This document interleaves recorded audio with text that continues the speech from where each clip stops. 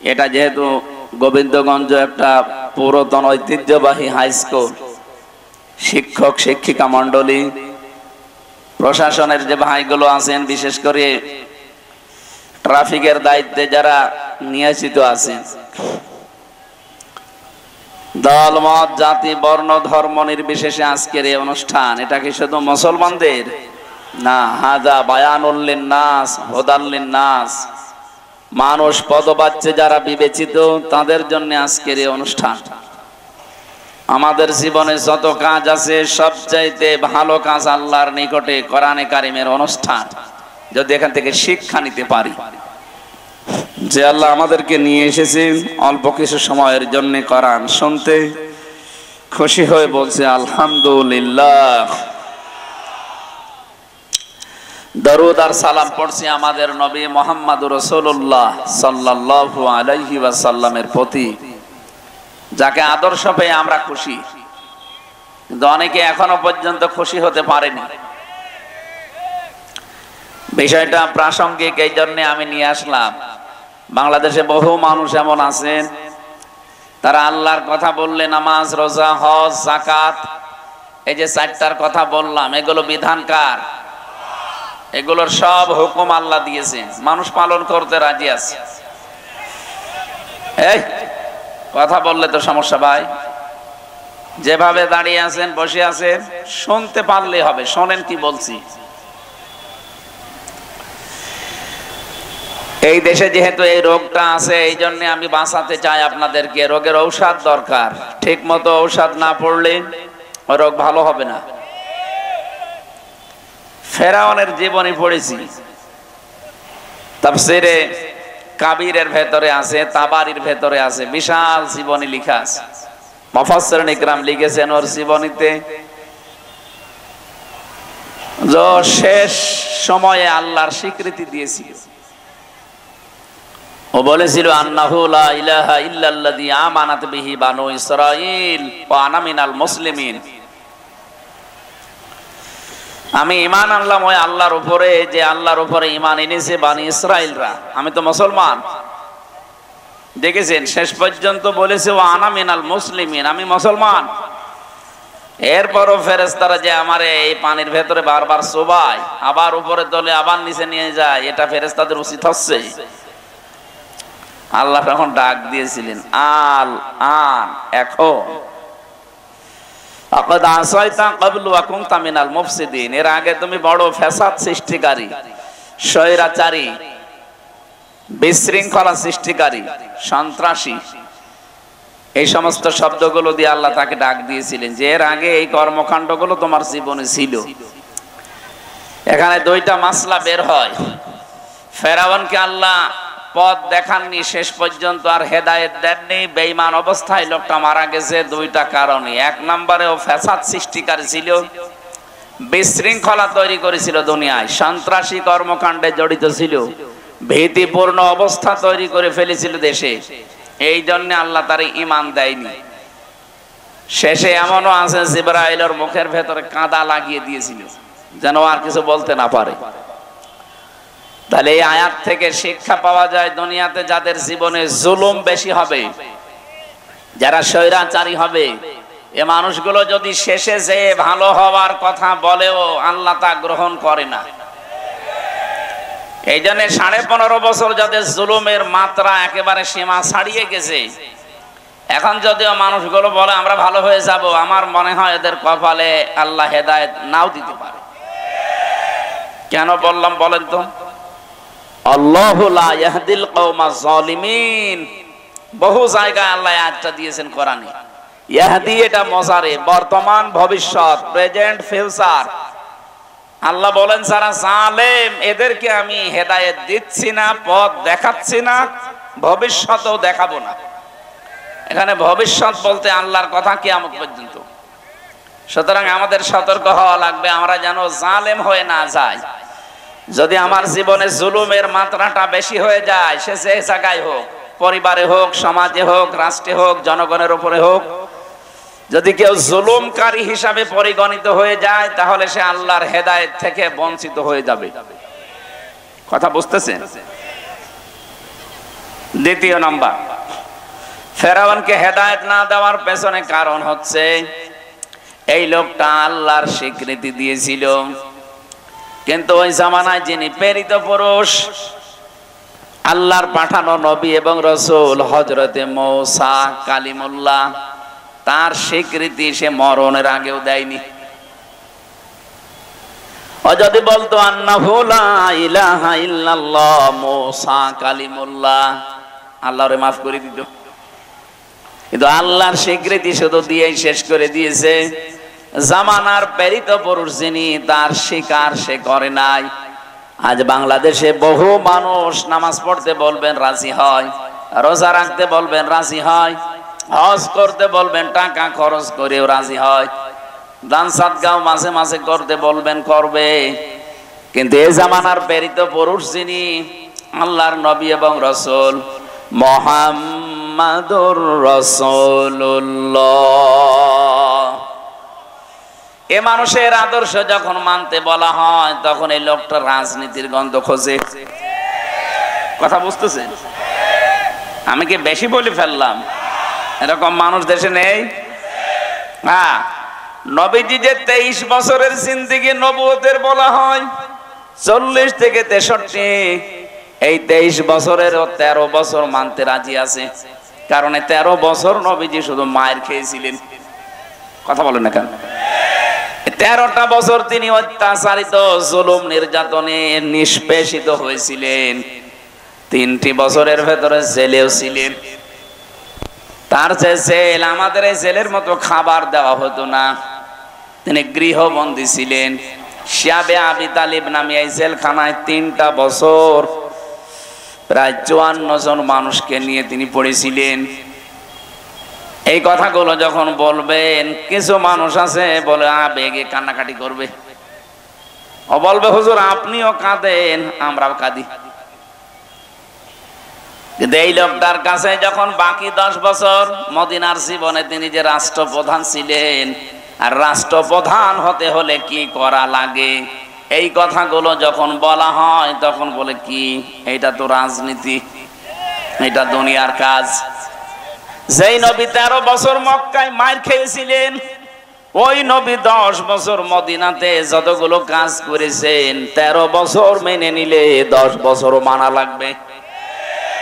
ওই 10 বছরে যেহেতু তিনি রাষ্ট্রপ্রধান ছিলেন, রাষ্ট্রের সর্ব অধিনায়ক ছিলেন, রাষ্ট্রের প্রধান হওয়ার জন্য যে কাজগুলো করা লেগেছিল, মদিনাতে যাওয়ার পরেই তিনি ইহুদি খ্রিস্টান আর মুশরিকদের সাথে সন্ধি করেছিলেন। এটা তো আমি বানালাম নাকি? ঐতিহাসিক ভাবে সত্য কথা। আউস খাজরাজ বনু কায়নুকা, ইহুদি খ্রিস্টান আর মুশরিক, এই 3টা দলকে নিয়ে মদিনায় নবীজির যে ছোট একটা দল, এই নিয়ে তিনি 4 দল গঠন করেছিলেন। তাহলে 4 দল গঠন করা এটা বানানো না, এটা নবীর জীবনীতে আছে। এটা যদি প্রয়োজন হয় ইসলামের জন্য, মানবতার জন্য, দেশের জন্য, 4 দলীয় জোট করাও জায়েজ আছে। এখন যদি বলেন হুজুর কোন দিকে যাচ্ছেন, কোন দিকে না, ইসলাম এইভাবে এসেছে। বিশ্ব নবী কি জানতেন না যে না, ইহুদি খ্রিস্টান বৌদ্ধ এরা, এই মুশরিকরা প্রকাশ্য শত্রু, এদের সাথে আমি কিসের জোট করব? নবীজি ইসলামকে এগিয়ে নেওয়ার জন্য জোট করেছিলেন, না ইসলাম ধ্বংস করার জন্য? এতটুকু শিক্ষা এখান থেকে নিতে পারেন না। আজ যারা সত্যি ইসলামের ধ্বজাধারী, সত্যি ইসলামকে যারা রাষ্ট্রীয় ভাবে এই 10 বছরের মতো দেখতে চায়, ওই মানুষগুলো যদি ইহুদি খ্রিস্টান মুশরিকদের মতো মানুষদের সাথেও জোট করা লাগে করবে। কারণ 13 বছর মায়ের খাওয়া ওয়াজ তো ভালোই শোনেন, 10 বছর রাষ্ট্রপতি ছিলেন, এই ওয়াজ শুনতে মনে চায় না? নবীজি তো 13 বছর মার খেয়েছিলেন, আমরা তো অলরেডি 15 বছর মার খেয়ে ফেলেছি। কথা বলেন না কেন? অন্তত 15টা বছর আমাদের জীবনে শুধু মায়ের খাওয়াই গেল। এখন আমাদের কি মনে চায় না নবীর মতো 10 বছর একটু চেয়ারে বসি? আপনি এবার মনে করছেন হুজুর মনে হয় দুনিয়াদার হয়ে গেল। তাহলে নবী যে দুনিয়াদার ছিল? বলেন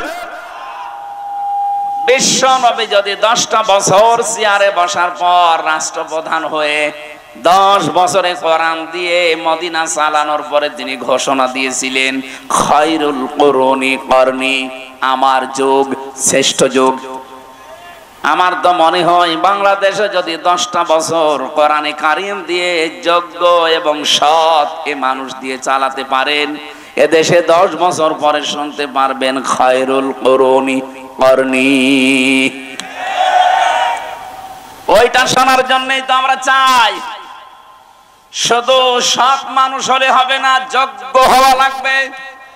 এ বাংলাদেশে 15.5 বছরে আমরা সৎ মানুষ অনেককে দেখেছি, কিন্তু সৎ মানুষগুলো যোগ্য না হওয়ার কারণে তার ওই জায়গাটা ঠিক রাখতে পারে নাই। আমি ঝিনাইদহ এক জায়গায় একটিও তার বাড়িতে গিয়েছিলাম নাস্তা করার জন্য। উনি চা দেওয়ার পরে এমন একটা ফ্রিজে চা দিয়েছে, নিচে ভাঙা। আমি দেখেই হেসে ফেলেছি। তো জ্ঞানী মানুষ বুঝে ফেলেছে, বলে হুজুর কেন হাসেন? আমি জানি। আমি একটা টিয়নো ওসির উপরে, আমার মান একটা থানায়, ওসি পর্যন্ত আমার স্যার বলে ডাকে। এত বড় একটা থানার দায়িত্বে আমি আছি, আর আমি আপনাকে চা দিলাম ফ্রিজ ভাঙা, এই জন্য আপনি হাসেন। গতকালকে সকাল 11টার দিকে আমার কাছে 8 লাখ টাকা এসেছিল, শুধু একটা সই করলেই দিয়ে দিত। আমি দেইনি। লোকটা সৎ কিনা? আর আসতে বলেন। কিন্তু সৎ থাকার পরও ঝিনাইদহের ওই জায়গাটা দুর্নীতি মুক্ত করা তার একার জন্য সম্ভব হয়নি, কারণ আশেপাশে যা আছে সবই অসৎ, সবই চরিত্রহীন। উনি বলছিল, আমি এইটা না নেওয়ার কারণে হয়তো ব্যক্তিগতভাবে শান্তিতে আছি। আমি যে হারামটা নেইনি, হারামটা নিলে এরকম পিরিচ একটা না 1000টা পিরিচ আমি আজকে নিয়ে আসতে পারতাম। কিন্তু এই হারাম কাজটা ছেড়ে দিয়ে আমার পরিবারে, আমার ছেলে মেয়ে, আমার স্ত্রী, এর ভেতরে একটা আলাদা শান্তি আল্লাহ আমাকে দিয়েছে, যেটা হারাম ইনকাম করলে পাওয়া যায় না। কথা বুঝেছেন? তাহলে হারাম ইনকামে আপনার পরিবারের সদস্যগুলো পর্যন্ত, পরবর্তী প্রজন্ম যারা আসবে তাদের ভেতরে প্রভাব পড়ে, ওরা পর্যন্ত চরিত্র থেকে চরিত্রহীন হয়ে যায়। এজন্য আশা করছি এদের সুখে শান্তিতে রাখার জন্য যারা হারাম ইনকামের দিকে পা বাড়ান, আপনি থামবেন। কারণ হারামকে আল্লাহ ধ্বংস করেন, জায়েজকে আল্লাহ, বৈধকে আল্লাহ বৃদ্ধি করে দেন। ইয়ামাহাকুল্লাহুর রিবা ওয়া ইউরবিস সাদাকাত। আল্লাহ পাক বলেন, এই পৃথিবীতে যত সাদকা আছে, বৈধ জিনিস আছে, এগুলো আমি দিনের পরে দিন বরকত দিতে থাকি, বৈধ করি, বৃদ্ধি করি। আর যত হারাম কাজ আছে, অবৈধ জিনিস আছে, সুদ আছে, এগুলো ধ্বংস করি। এই 15.5 বছরে যারা বৈধ অবৈধ দেখা দেখি নেই, বাবা শাহজালাল সব হালাল, এভাবে করে যারা সম্পদের পাহাড় তৈরি করেছিলেন, কি হলো আপনার সম্পদ বলেন তো? কোথায় আপনি এখন? আগস্টের 5 তারিখের পরে ঢাকার রাজপথে 8 কোটি 10 কোটি 15 কোটি টাকা দামের গাড়ি রাস্তায় পড়ে আছে, মালিক নেই। মালিক অবশ্যই আছে, পরিচয় দেওয়ার মতো কায়দা নেই। কথা বলেন না কেন? কারণ মালিক যদি বলে এটা আমার, বলবে এর কাগজপত্র কই? 15 কোটি টাকাতে একটা গাড়ি কিনতে হলে যেটা দেওয়া লাগে রাষ্ট্রকে, ওইটা দিয়েছিস। ক্ষমতা ছিল, পাওয়ার, এই গাড়ি ঢুকিয়েছিস। এই জন্য পরিচয়ও দিতে চাই না, আর জানে ওখানে গেলেই বিপদ আরো বাড়বে। ও গাড়ি যাচ্ছে, যাক। কি হইলো আপনার এই টাকা? 15 কোটি, একটা মানুষের সারাটা জীবন চলে যাওয়ার কথা। আপনি বৈধভাবে অবশ্যই এটা কেনেননি, অবশ্যই এটা কিনতে গিয়ে আপনি অবৈধ পথ বেছে নিয়েছিলেন। কিন্তু যারা বৈধ পথে ছিল তাদেরকে বহু জায়গা থেকে বঞ্চিত করার পরেও এই মানুষগুলো এই 15.5 বছর পরে এখনো মাথা খাড়া করে দাঁড়িয়ে আছে। আমি আশা করবো এখান থেকে আপনি শিক্ষা নেবেন। যে কথা বোঝানোর জন্য পর্যন্ত আসলাম, এই পৃথিবীতে আপনি নামাজ রোজার মতো আল্লাহর বিধান যেভাবে মানেন, রাসূলুল্লাহ এই জামানার প্রেরিত পুরুষ, তাকে শুধু 13 বছর না 23 বছরই আপনাকে মানা লাগবে। 13 বছর মানতে আপনার আপত্তি নেই, আমিও জানি। 10 বছর মানতে আপত্তি আছে, কারণ এই জায়গায় গেলে আপনার অনেক কিছু হাত ছাড়া হওয়া লাগতে পারে। এই 10 বছরের ভেতরে বিশ্বনবী মাত্র 8 বছর রোজা রেখেছিলেন। কয় বছর বলেন বলেন? এই 8টা বছরে তাও ফরজ রোজা তিনি 2টা অলরেডি ছেড়ে দিয়েছিলেন। একটা বদরের ময়দানে 17 রমজান, আর মক্কা বিজয়ের দিন 18 রমজান। 2টা রোজা তিনি ফরজ রোজা ছেড়ে দিলেন। অথবা ইচ্ছাকৃত ভাবে কেউ ফরজ রোজা বাদ দিয়ে দিলে, কেউ ভেঙে ফেললে, তার 2 মাস একাধারে 60টা রোজা করা লাগে। কথা বুঝতেছেন? 59টা করার পরে যদি আপনি একটা বাদ দেন, আবার 2 মাস করা লাগবে। আবার 59টা করার পরে যদি একটা বাদ দেন, আবার 60টা করা লাগবে। কত কঠিন বিধান রোজার! অথচ ইসলাম কায়েমের জন্য বিশ্বনবী 2টা ফরজ রোজা পর্যন্ত বাদ দিয়ে দিয়েছিলেন। নবীজি ইসলাম ধ্বংস করার জন্য রোজা বাদ দিলেন, না ইসলাম এগিয়ে নেওয়ার জন্য? আজ যদি এরকম পরিস্থিতি আসে, ইসলামকে এগিয়ে নেওয়ার জন্য রোজার মতো ফরজ বিধানও বাদ দেওয়া লাগে, মুসলমান তাই করবে। এটা নবীর পন্থা। বিশ্ব নবী এই 10 বছরে তিনি 17 ওয়াক্ত ফরজ নামাজ বাদ দিয়ে দিয়েছিলেন। খন্দকের যুদ্ধে 4 ওয়াক্ত নামাজ তিনি বাদ দিয়েছেন। তিনি যেটা করলেন সেটাকে আন্দাজে করেছেন না আল্লাহর ইশারা ছিল? বলেন বলেন? তাহলে আজ বাংলাদেশে যদি ইসলাম কায়েমের জন্য ইসলামী আন্দোলন করতে গিয়ে ফরজ নামাজও বাদ দেওয়া লাগে, জায়েজ আছে? আরো আসতে বলেন। তাহলে আমরা যারা 13 বছর মানতে রাজি, বাকি 10 বছরের কথা বললে রাজনীতি মনে করেন, দুনিয়ার কাজ মনে করেন, আল্লাহর কসম আপনার মরণ হবে ফেরাউনের মতো। আমি আপনাকে বাঁচার জন্য এটা বললাম, এখন আপনি কি করবেন ভাবেন। ওই জামানার প্রেরিত পুরুষ ছিল হযরতে মূসা, এখনকার যিনি প্রেরিত পুরুষ কিয়ামত পর্যন্ত নবী আর রাসূল, তিনি মুহাম্মাদুর। জবান খুলে বলেন মুহাম্মাদুর। আল্লাহ আমাদেরকে সহজ কথাটা সহজে মেনে নেওয়ার তৌফিক দেন, বলেন আমিন। আমি জানি অনেক মানুষ এখনো এই সেন্সে ফিরে আসে না। এরা নামাজ পড়া, রোজা রাখা, হজ করা, দান সাদকা করতে রাজি আছে। রাসূলের যে আদর্শ, উনি যা যা করেছেন ইসলামের জন্য, ইসলাম ধ্বংসের জন্য না, ইসলামকে আরো এগিয়ে নেওয়ার জন্য। এই কথা বলতে গেলে তখন আপনি দুনিয়ার কাজ মনে করেন, রাজনীতি মনে করেন, দলীয় কাজ মনে করেন। কেন? আপনার চাইতে ইসলাম আমার বোঝা কম আছে নাকি? এই জন্য যারা একামতে দিনের দায়িত্ব সত্যিকার অর্থে পালন করে, মানুষগুলো বুঝে শুনে এই কাজ করে। তারা যদি নামাজ কাজা করে ইসলাম কায়েমের জন্য, রোজা বাদ দেয় ইসলাম কায়েমের জন্য, যদি জট করে ইসলাম কায়েমের জন্য। এক কথা বলেন না কেন? কারণ ভালো করে আমরা জানি, ইসলাম যদি এদেশে কায়েম হয়, কোরআনে কারীম যদি এদেশে এজহার করা যায়, এজহার মানে বিজয় করা, প্রতিষ্ঠিত করা, দাঁড় করানো। মান করাল কোরআনা ফাস্তাজহারাহু, যে ব্যক্তি কোরআন পড়ে আর কোরআনকে বিজয় করার জন্য চিন্তা ভাবনা করে, চেষ্টা চালায়, ফাহাল্লা হালালাহু ওয়া হারামা হারামাহু, এর ভেতরে হালালকে হালাল জেনে মেনে নেয়, হারামকে হারাম জেনে ছেড়ে দেয়, আদখালাহুল্লাহুল জান্নাহ, আল্লাহ তাকে জান্নাতে দিয়ে দিয়েছে। না আপনি সুবহানাল্লাহ বলেন মানে? আমার প্রশ্ন হচ্ছে, আদখালা ইয়াদখিলু এটা মজারে না মাজি? এটা মাজি, অতীতের শব্দ। আদখালা, নবীজি কেন বললেন আদখালাহুল্লাহুল জান্নাহ? আল্লাহ তাকে জান্নাতে দেবে না দিয়েছে? দিয়ে দিয়েছে। দিয়ে দিয়েছে কেন বললেন? আপনি তো এখনো মরেননি, জান্নাতে গেলেন কি করে? জবাব হচ্ছে, সত্যি যদি ইসলাম প্রতিষ্ঠিত হয়ে যায়, ইসলাম বিজয় থাকে কোন জায়গায়, ওখানে যে পরিবেশটা তৈরি হয়, হালালকে হালাল মানা যায়, হারামকে হারাম মেনে ছেড়ে দেওয়া যায়, ওই পোড়া জায়গাটা আমার আল্লাহ মিনি জান্নাত বানিয়ে দেয়। আপনি জানো মরণের আগে অন্তত জান্নাতে প্রবেশ করে ফেলেছেন। আমরা তো এইটাই চাই, কথা বলেন না কেন? এটা যদি আপনার কাছে রাজনীতি মনে হয়, আল্লাহর কসম হয় এইটাই রাজনীতি।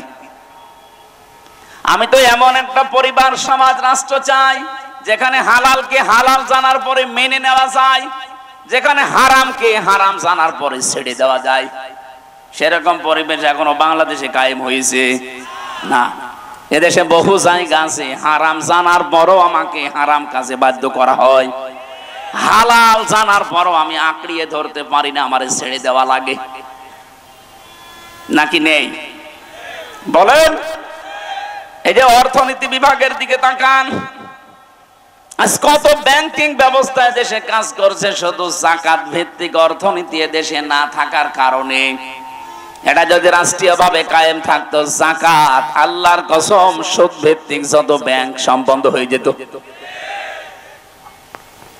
এটা নিয়ে আমাদের কোনো মাথা ব্যথাও নেই, কোনো চিন্তা ভাবনাও নেই। অনেকেই মনে করি আছি এ আর কি, এ তো দুনিয়ার কাজ। কে বলিস আপনাকে?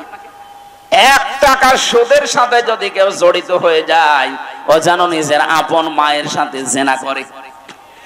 আপনি টের পাচ্ছেন কি বললাম? এটা ঘৃণিত কাজ। যত খারাপ চরিত্রের মানুষ হোক, নিজের মায়ের সাথে জেনা করা মানুষ আমি আজ পর্যন্ত পাইনি। পেয়েছেন? অথচ অহরহ আমরা অনেক নামাজি, মুসল্লি, হাজি পর্যন্ত এই কাজে এখন জড়িত। জানে না, না জেনে হয়তো জড়িত হয়, অথবা জেনে অনেকে করছে। এই যে টাকা ছেড়ে রাখে যারা, টাকা আসে মাসে মাসে 1000 টাকা দিলে 1200 টাকা করে পায়, 200 টাকা লাভ। উনি হয়তো লাভ মনে করে, ইন্টারেস্ট মনে করে নিচ্ছে, অথচ এটা সুদ। আসতে বলেন। এই সুদ যারা খাচ্ছেন তারা মায়ের সাথে অলরেডি জেনা করে আসলেন। আপনি হয়তো না জেনে করছেন, এখন তো জানলেন। কি কথা বলে না কেন?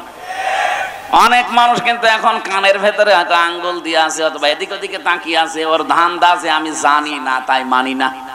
দাঁত খুলে ফেলবে আল্লাহ। জানেন না মানে? ইসলামের কোন বিধান যদি কেউ জানে কিন্তু মানে না, তার একটা গুনাহ হবে, কারণ সে জানার ফরজ আদায় করে ফেলেছে, মানার ফরজ তার আদায় হয়নি। গুনাহ হবে কয়টা? আরো জোরে এই জবাব দেন। ইসলামের কোন বিধান আপনি জানেনও না, মানেনও না, আপনার ডবল গুনাহ হবে। আপনি জানেনও না একটা গুনাহ, মানেন না আর একটা গুনাহ। আপনি জানেন না কেন? সুতরাং আজকে তো অলরেডি যেভাবেই হোক, কানে আঙ্গুল দিয়ে হোক, এদিকে ওদিকে তাকিয়ে হোক, বুঝে শুনে ফেলেছেন যে টাকা ছেড়ে রাখে টাকা আসে, এটা সুদ। জানেন না? অন্তত এখন তো জানলেন। এটা জানার পরে তো এখন বিশ্বাস করতে পারেন নবীর এই কথা আছে, মায়ের সাথে কিন্তু জেনা করার গুনাহ উঠতেছে আমলনামায়। আপনি না খেয়ে মরে যান, তাও এই কাজে এখন থেকে আর থাকা যাবে না। এই যে এই গোবিন্দগঞ্জ বাজারে বহু দোকানদার আছে, নামাজও পড়ে, রোজাও রাখে, হজও করে এসেছে, অথচ দোকানে দোকানে টাকা ছেড়ে রেখেছে, মাসে মাসে 200 টাকা করে।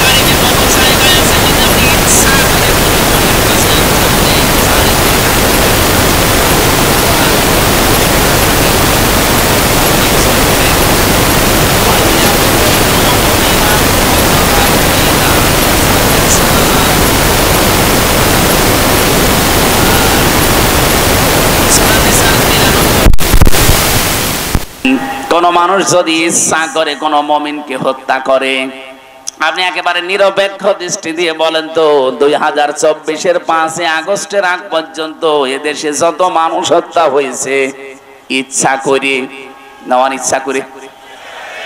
অনিচ্ছায় দুই একটা মরতে পারে, ইচ্ছা করে সবগুলো। কেউ হয়তো ক্ষমতায় টিকে থাকার জন্য, আর কেউ হয়তো ক্ষমতায় কাউকে টিকিয়ে রাখার জন্য। বৈধ অবৈধ দেখেননি, আদালত কর্তৃক কোন সার্টিফিকেটও আপনার হাতে নেই যে তাকে মেরে ফেলো, অথচ আপনি মেরে ফেললেন। এই যে মুতাআম্মিদান, ইচ্ছা করে যারা মানুষ হত্যার সাথে জড়িত, সে যেই হোক, অন্যান্য ধর্মে যারা আছে তারা তো ফি নারি জাহান্নামা খালিদিনা ফিহা, ইহুদি খ্রিস্টান বৌদ্ধ মুশরিক যারা আছে, ওরা মারা গেলে ওদের কোনো বিচার নেই, হিসাবও নেই। এই ভালো করে বুঝবেন, ওদের কোনো বিচার নেই, হিসাব নেই। এই যে যতগুলো জাতির নাম বলছে, ওরা মরিয়ে গেলে জাহান্নাম, কোনো হিসাব হবে না ওদের। এটা কি মানেন? তো মুসলমান ছাড়া অন্য কোন জাতির কোনো হিসাব হবে? কারণ তাদের যে হিসাব নেবে যেটা দিয়ে ওইটাই নেই। নাম কি? ঈমান। ঈমান বলেন বলেন। ঈমানই নেই, ওর হিসাব বিচার কি দিয়ে করবে? বিচার তো করা হয় ওই লোকটার যার ঈমান আছে, কিন্তু ঈমানে ভেজাল আছে। বলেন, ঈমানটা পরিপূর্ণ নেই, এই জন্যই তো ইচ্ছা করে আপনি মানুষ মেরে ফেললেন। সুতরাং কালকে অ্যাডভোকেট সাহেব সাইফুল ইসলাম আলিফ ভাইকে যারা মেরে ফেলেছেন, সে যেই হোক, ওই মানুষগুলো চির জাহান্নামী। আল্লাহ ঘোষণা দিয়েছেন ফাজাযাহু জাহান্নাম, এর প্রথম পুরস্কার আল্লাহ দেবেন জাহান্নাম। জাযা মানে পুরস্কার, প্রতিদান। আল্লাহ প্রতিদান হিসাবে আপনাকে জাহান্নামে দেবে মানুষ হত্যার সাথে যেই জড়িত। 2 নম্বরে খালিদান ফিহা, চিরকাল আপনাকে থাকা লাগবে। আমি আবার ক্লিয়ার করার জন্য বলছি, মুসলিম বাদ দিয়ে দুনিয়ায় যত জাতি আছে, ওরা মারা গেলে বিনা হিসাবে বিনা বিচারে জাহান্নাম। ফতোয়া যদি বের করতে পারেন এর ভেতর থেকে বলেন যে ওদের হিসাব হবে, বিচার হবে। বিচার আর হিসাব আল্লাহ যেটা দিয়ে করবেন ওইটাই তো নেই, ঈমান নেই। কি নেই বলেন? তার মানে মুসলিম বাদ দিয়ে পৃথিবীর 4,500 জাতির মানুষ আছে, প্রত্যেকটা জাতির মানুষ মারা গেলে ওদের কোনো হিসাবের ব্যবস্থা নেই, বিচার নেই। বিনা হিসাবে বিনা বিচারে জাহান্নাম। বিচার করবে তো তখন যখন তার ভেতরে ঈমানের কোনো গন্ধ পাওয়া যায়। কিন্তু ঈমানটা থাকার পরও যারা ইচ্ছা করে আল্লাহর নিষিদ্ধ কাজকে বৈধ মনে করে পালন করছে, এই মানুষটার সমস্যা। আল্লাহ পাক বলেন খালিদান ফিহা, চিরকাল তাকে জাহান্নামে থাকা লাগবে। এতটুকুই না, আগাদিবাল্লাহু আলাইহি ওয়া লা'নাহু ওয়া আ'আদ্দালাহু আযাবান আযীমা। কয়েকটা শাস্তি আল্লাহ তার জন্য নির্ধারিত করলেন। 1 নম্বরে প্রতিদান পুরস্কার জাহান্নাম, 2 নম্বরে চিরকাল থাকবে, 3 নম্বরে আল্লাহ রেগে থাকবে, 4 নম্বরে আল্লাহ লানত বর্ষণ করবে, 5 নম্বরে যন্ত্রণাদায়ক আযাবের ভেতরে রাখবে। বলেন নাউজুবিল্লাহ। এখন প্রশ্ন হচ্ছে, এরা কয় বছর পরে বের হয়ে আসবে নাকি? বলেন। সূরা জুমারের 20 নম্বর আয়াত, আফামান হাক্কা আলাইহি কালিমাতুল আযাব আফা আনতা তুনকিযু মান ফিন্নার। শব্দের দিকে খেয়াল করে একটু পড়েন। আফা আনতা, আফামান হাক্কা আলাইহি কালিমাতুল আযাব, যার উপরে আপনার প্রতিপালকের আযাব নির্ধারিত হয়ে গেছে, ফায়সালা হয়ে গেছে যে জাহান্নামে যাবে। আফা আনতা, নবী আপনি কি পারবেন তুনকিযু মান ফিন্নার, ওই লোকটাকে আগুন থেকে বের করে নিয়ে আসতে? কে বলছেন? কাকে বলছেন? আমি মনে হয় বোঝাতে পারিনি। এই যে কথাটা আল্লাহ বলছেন নিজে, কাকে বলছেন? নবীজিকে। আফা আনতা, সরাসরি হে নবী আপনি পারবেন তুনকিযু মান ফিন্নার, ওই লোকটাকে জাহান্নাম থেকে বের করে নিয়ে আসতে আপনি পারবেন? তার মানে আপনিও পারবেন না। এটা প্রশ্নবোধক চিহ্ন, ইন্টারগেটিভ সেন্টেন্স। এটা নবীজিকে যদি আল্লাহ কথা বলতে পারে, কিসের হামজার হামজার বাবা বলেন তো?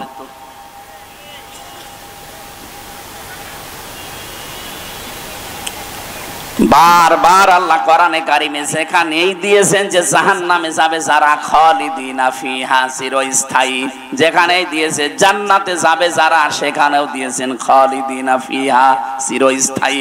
আপনি একটার অর্থ করবেন চিরস্থায়ী, আর আরেকটার অর্থ করবেন কিছুদিন পরে বের হবে, তো জীবনে গুনাহ ছাড়বে। আপনি যদি বলেন যে আমার ঈমান আছে, আর আপনার ঈমান থাকে কি করে?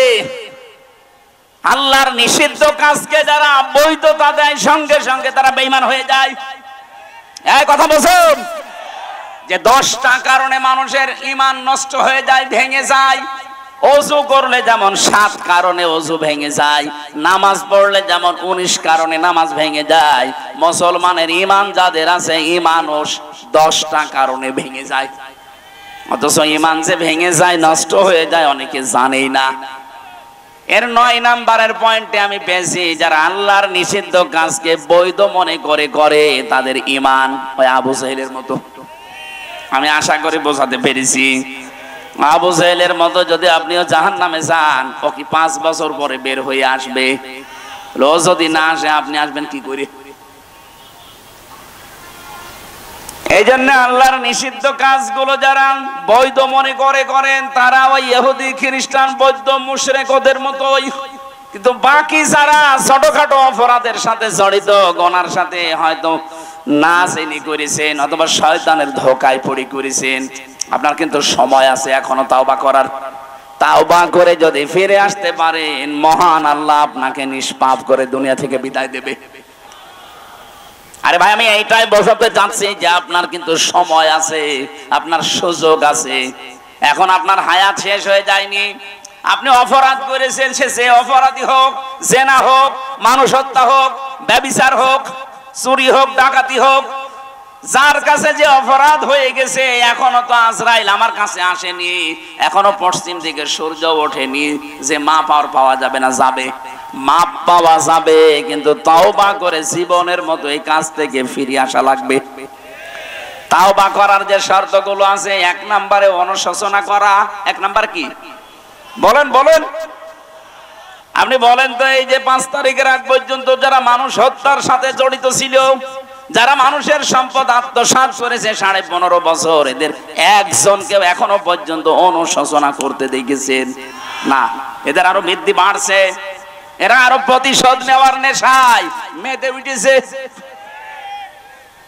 আপনার অবস্থা ফেরাউনের মতোই হবে। 2 নম্বরে কি? অপরাধ করেছেন যার কাছে, স্বীকার করবেন তার কাছে, এইটাও তো পাচ্ছি না। আপনি অপরাধ করলেন হামজার কাছে, আর এখন কাবার গিলাপ ধরে চুরি করেছে, কাঁদতেছেন আমারে মাফ করে দিন। কিসের মাফ আপনার? আপনি কি আল্লাহর কাছে অপরাধ করেছেন? এই কথা বলেন না কেন? তাওবা যারা করে নিজেকে মুক্ত করতে চান, নিজেকে পরিত্রাণ দিতে চান এই অপরাধ থেকে, আল্লাহর দরবারে যেন আপনার বিচার আর না হয়, এই যদি মনে করতে চান, জীবনের মতো আত্মসমর্পণ করবেন, অনুশোচনা করবেন, অনুতপ্ত হবেন।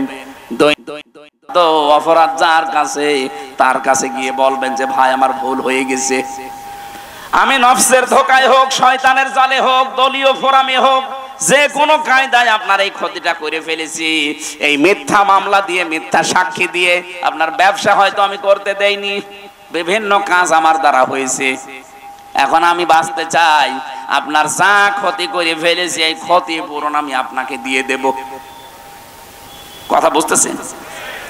এই 15.5 বছরে যে ধরনের অপরাধ করেছিলেন, আপনি তো জানেন যে আপনি কি করেছেন। আপনি হয়তো মানুষ খুনের সাথে জড়িত, তাহলে যাকে খুন করেছেন তার পরিবারে গিয়ে বলবেন আমার কারণে আপনার এই ছেলেটা হারিয়েছেন, আপনি এখন কি চান? সে যদি বলে আমার 1 কোটি টাকা দেওয়া লাগবে, আপনি 1 কোটি টাকা তার ক্ষতিপূরণ দিয়ে মাপ নেবেন। সে যদি বলে না টাকা দেওয়া লাগবে না, আমি আপনি মাফ করে দিলাম, তাহলে মাপ পেয়ে গেলেন। তাছাড়া 50 বছর জেল খাটলেও আপনার মাপ নেই। এই যে বাংলাদেশে যে সিস্টেমটা, মানুষ হত্যা করলে তারে ফাঁসি দেওয়ার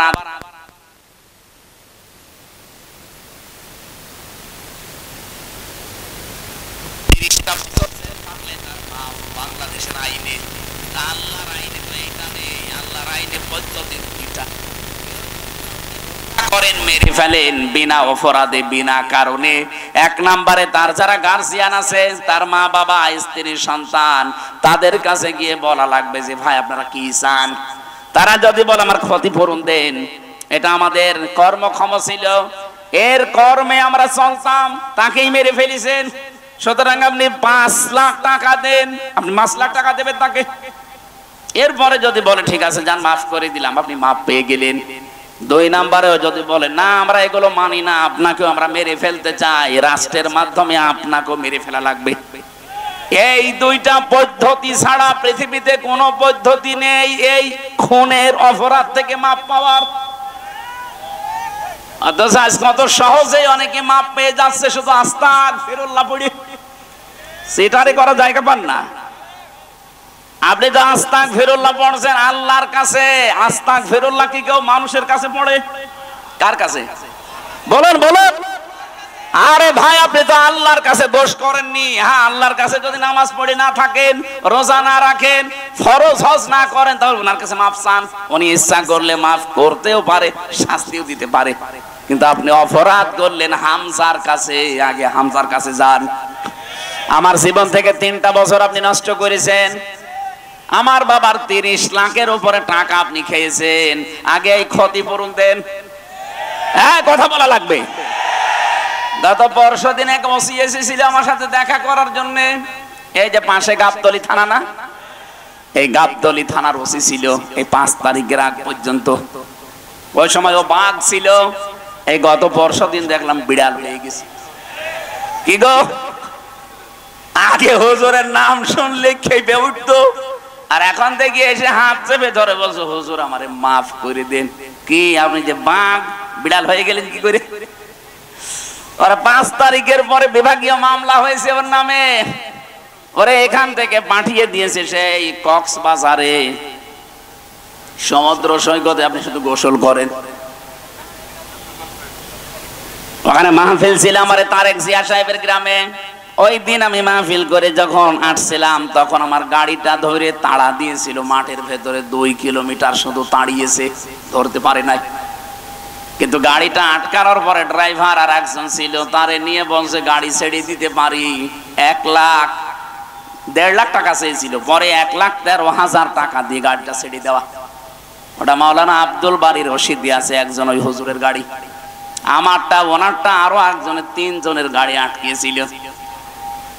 এই দিন এসে এই সিরাজগঞ্জ গোল চত্বরে এসে দেখা করে বলছে হুজুর আমারে মাফ করে দিন। আমি মাফ করে দিতে পারি, আমার অসুবিধা নেই মাফ করতে, কিন্তু আগে টাকা ফেরত দিন। হ্যাঁ, অসুবিধা কি, আপনি টাকা ফেরত দেন, মাফ নিয়ে চলে যান। টাকা দেবেন না, শুধু মাফ করে দেন, ইয়ার কি মারা যায় কেমন না? 15.5 বছরে আপনার জন্য কত মানুষ এই বাজারে ব্যবসা করতে পারে নাই, কত মানুষকে বিনা কারণে মিথ্যা মামলা দিয়ে ধরিয়ে দিয়েছেন, মিথ্যা সাক্ষী দিয়ে জেল খাটিয়েছেন। এখন যে যদি মাফ করে দেন, কিসের মাফ? এই যে ক্ষতি করে দিলেন 10 লাখ টাকার, আগে এই টাকা ফেরত দেন। আমি তো মাফ করব তখন যখন আমার বাবার 30 লাখ টাকা পাবো, আর 3 বছর আপনি জেলে থাকবেন। আমরা সবাই এরকম মাফ চাই না, তাহলে বাংলাদেশ ভালো হবে। আগামীতে যারা চেয়ারে বলবে দরকার নেই, শুধু আস্তাগফিরুল্লাহ হবে না, টাকা ফেরত দেওয়া লাগবে ওসির মতো। ওসি এখন দেখি প্রতিদিন যোগাযোগ করছে বাড়ি ভাইয়ের সাথে। আজকেও আমার সাথে দেখা হয়েছিল, বলছে ভাই কি করবো, বারবার বলছে 6-9 করেছে, সে টাকা তো গেছে গেছে, আপনি মাফ করেন। কিসের মাফ গো, আগে টাকা দেন, এরপরে মাফ চান। আমি মনে হয় কথা বোঝাতে পেরেছি। সুতরাং এই কাজগুলো যারা করেছেন, 2 নাম্বার তো এইটা। 3 নাম্বার, জীবনে আমি আর এরকম কাজ কোনোদিন করব না, এরকম অটল সিদ্ধান্ত নিয়ে টিকে থাকা, এর নাম তাওবা। তাহলে আপনাকে কিয়ামতে আল্লাহ এই বিচার আর করবে না, দুনিয়ায় মাফ করে দেবে। জোরে বলেন সুবহানাল্লাহ। আল্লাহ আমাদেরকে যেন এইভাবে দুনিয়ার জীবন চালানোর তৌফিক দেন, বলেন আমিন।